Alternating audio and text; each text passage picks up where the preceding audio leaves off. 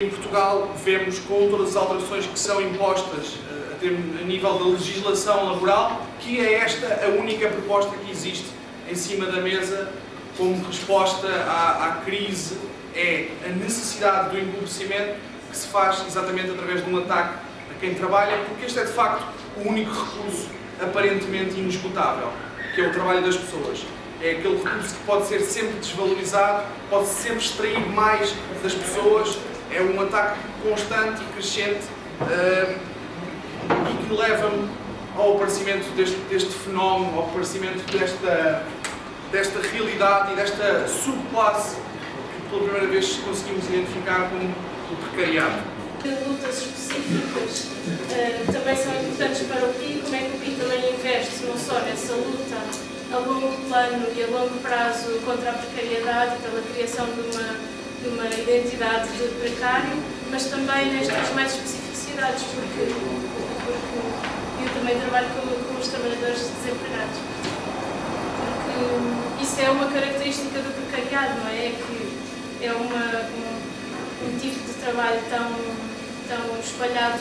pela sociedade que de facto há tipos de trabalhadores completamente diferentes e que têm características completamente diferentes e que são precários.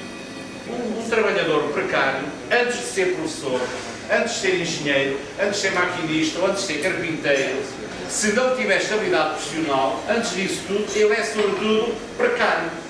E, portanto, a sua preocupação maior é assegurar a sua subsistência, a sua condição de vida, isto é, um trabalhador que não sabe o que é que vai ser a sua vida no futuro, sendo professor, pensa mais como precário do que como professor. Isto é, que empenho que nós podemos esperar do professor, por muito empenho que ele tenha, se eles vivem incerteza do que é o futuro e essas coisas todas. Isto é, há aqui uma componente de natureza psicológica ou sociológica, conforme queiram, que torna qualquer trabalhador, vive uma situação de instabilidade, antes de ser aquela profissão, de se identificar em pleno com aquela profissão, ele é sobretudo um precário, o que é o elemento unificador dos precários. Porquê uma associação de precários em Portugal? Já foi aqui dito, a luta contra a precariedade em Portugal já tem uma herança bastante longa, nós já travamos muitas lutas e lutas muito diversas em vários pontos do país, e se é certo que aquilo que foi a luta para nomear uma realidade, como o Henrique dizia, que não existia, ou seja, nós sermos capazes de identificar uma realidade que não existia e que precisava de ter um nome, ao mesmo tempo, a constituição de uma associação neste período é sabermos que estamos no tempo da política violenta. Saber que estas medidas que são anunciadas hoje não são as últimas, com certeza virão mais e, portanto,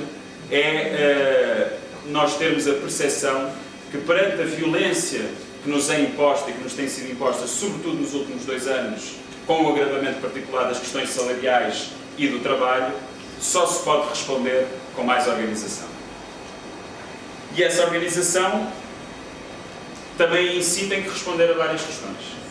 Tem que responder ao desafio sindical, como sempre o fez, ou seja, se é uma associação que se dispõe precisamente a quebrar com a lógica sectorial dos sindicatos, ou seja, a percepção de que hoje uma pessoa pode trabalhar numa área e passar 4 meses estar em outra área,